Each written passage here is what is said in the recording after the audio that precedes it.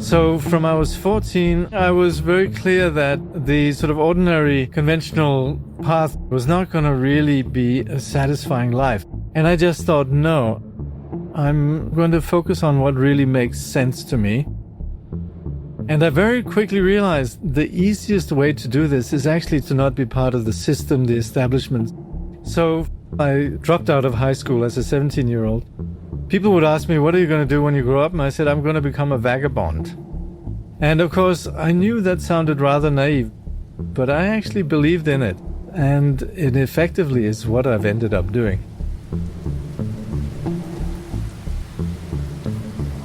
In Thai, pineapple eyes means ta sapalot. It's something my dad used to say to me a lot, and he still says it. And the saying goes that, a pineapple, it looks as though it has many eyes. With many eyes, you can see the world more fully. I think that's a very wise thing, and that's what we'd like to explore here, in this podcast. My name is Jakob Leschly, and for more than 30 years I've been serving as a translator, instructor, teacher to provide a bit of understanding of Buddhist theory and Buddhist practice. I'm in Australia right now, not so far from Sydney, up in what is known as the Blue Mountains. Imagine the Grand Canyon covered with greenery down in the bottom. And this being gum trees or eucalyptus, they exude a subtle gas that gives the space a blue color, hence the name Blue Mountains. Wonder, I think, is something that's basic to who we are. It's something that's basic to nature. It's not something that we necessarily have to create.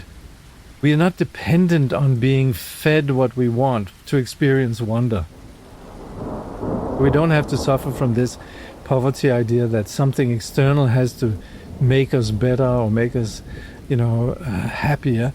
We're not going to find wonder by matter and stuff or success, or all these kind of things that are just the childish ambitions of our ego. Nature in and of itself is wondrous, wonderful. Yeah, and it's not philosophy, it's not ideas, it's simply just creating the framework and the circumstances of being peaceful. And so that's where I think it's good for us to have a method that enables us to have some peace. That's generally how people understand, for example, meditation, but also ethical conduct and being a good, decent person. That's where we begin to have peace with ourselves and also peace with others, and, we make friends with ourselves. I remember once I had a packet of celestial seasonings. I don't know if anybody still remembers them. They came out of Boulder. It was sort of a hippie enterprise. But they made nice teas, and they had things like Red Zinger and Sleepy Time. But there was one of them that had this saying on the packet, if you want God to follow you throughout the day, you have to catch him in the morning. And that's where, of course, I, as a Buddhist, predictably, I practice meditation, right? And I do that in the morning. And it makes a big difference. You start the day with peace, and the day doesn't ride on you. It doesn't overwhelm you. Recently, there was a book that came out, I think it's called something like the 5 a.m. Club or something like that. It kind of says the same thing, It's just so essential that we really are proactive. But it's not about us being proactive in terms of reading more do-it-yourself books or self-improvement books and so forth. It's really about beginning to be, people with integrity and decency and truth, and also having the patience. Meditation does require patience. It does require that we're willing to let go of our habit of being, you could say, sucked in by speed and worry and so forth. And the truth of the matter is, once we have that, then we're much more effective in dealing with all these challenges. For me, it's very clear what it is that really drives the experience of wonder, and what drives the experience of, disappointment, possibly, or paranoia, or, just, reasons for being angry. When I'm present and aware, it's interesting how my day becomes interesting and I meet interesting people. And I can also see when I'm a bit sort of sloppy and just distracted and half-hearted, then it's interesting how many ridiculous people one meets and how problematic the world is.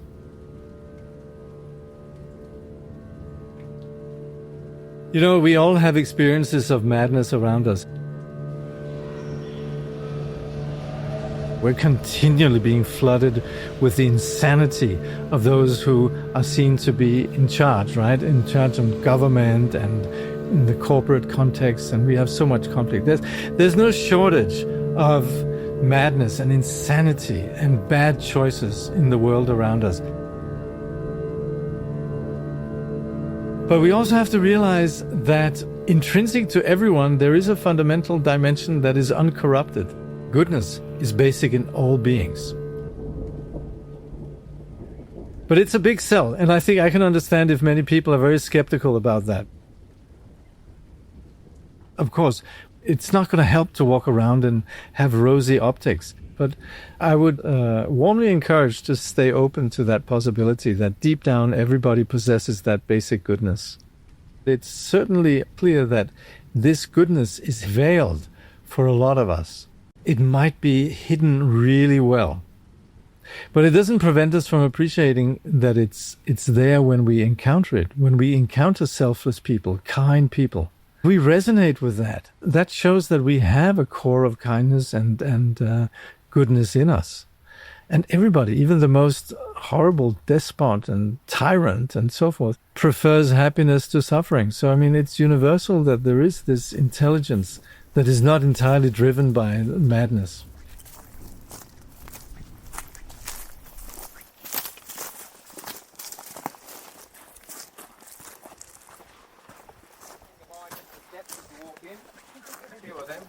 But you know, I also meet every day people that I just think, oh, these are really nice people. You know, I just ran into some people who were out walking, some lovely parents. There was one boy who was standing there peeing in the middle of the road, and his folks were just really sort of lovely about it, and it made us all laugh, and we had a good time. And I was thinking, nice people, you know. And there's a lot of little wonders that happen like that throughout the day, you know. I mean, I don't want to sound too kind of romantic about it, but you know, there's things that lift you, and that's very often from the most unexpected place.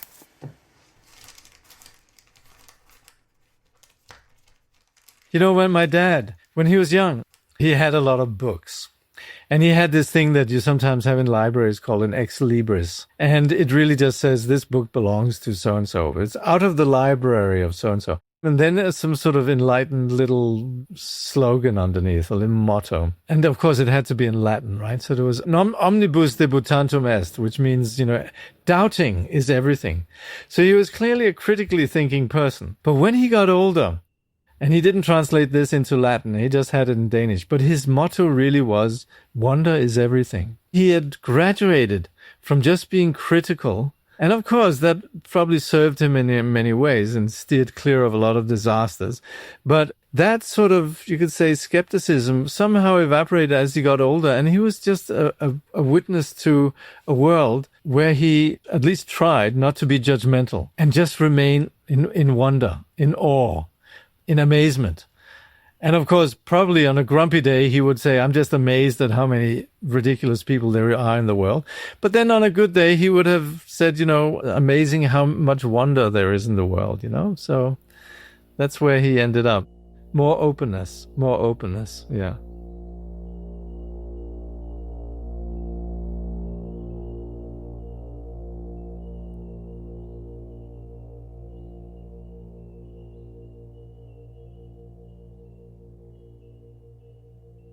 It's so interesting the effect sound has on us, you know, and music particularly, but also just all sorts of little funny sounds. The sound of a drop landing on water, or something like that. Some also horrible sounds. Here in the Blue Mountains, they have cockatoos, white cockatoos. They screech. It's painful. They're just awful sound. But then you can't disassociate yourself from sound and energy. sound is really an important thing of our sanity. But it's very much the reason why mantra is such a big deal. Most mantras have a particular meaning, but it's really to provide a vehicle for speech and for what we call prana, the energy of the body, to somehow connect with its intrinsic purity.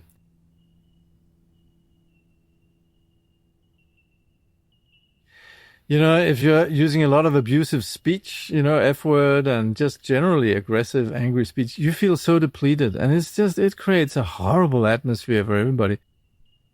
You don't have to be sweet talking or mushy, but it's more just that there's something intelligent and constructive taking place. And that's really what mantra intends to do. So as much as one can ridicule mantra, because it's something that's so alien to our culture and people reciting with their rosaries and so on, it actually has a really intelligent function. So there's every reason to sort of appreciate the wisdom of mantra, so to speak. In the Buddhist teaching, there was a couple of young men. They weren't Buddhists, but they met a Buddhist sage. And they asked this Buddhist sage, "What does your teacher, the Buddha, teach you?" And he explains that all confusion arises from causes, meaning they're not intrinsic to who we are, but they come about due to certain circumstances. And also he is taught how to put an end to these causes. It's very simple. It means that it's not a God that's punishing us or something. And also doesn't mean that your life is bound to just be terrible. It's about something we can do something about. But what he said in Sanskrit is something that we very often chant. And it runs like this. Ye dharma hetu prabhava hetum teshum tathagata hayovata teshum chayo niroda evam vadi mahashramana. All confusion arises from causes. They're not intrinsic to who we are.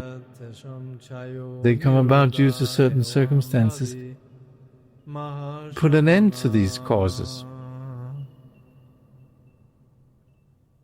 It's a little bit esoteric, but it's very profound. And it said that these young people who heard this, they instantly had sort of awakening on the basis of hearing this. I think it's important for all of us who sit and listen to this and to not turn this into an idea or a philosophy. It's about us touching into our immediate experience right now. Anyone who's hearing this is sitting, is aware, there's something that's happening with your consciousness. You are present, you are aware. And that awareness is not necessarily contaminated by any particular like or dislike. It's simply just openness. And we shouldn't just leave this as something that we ignore. It's really the core of our being. We shouldn't just approach the project of wisdom, wonder, awakening as something that's a theoretical project.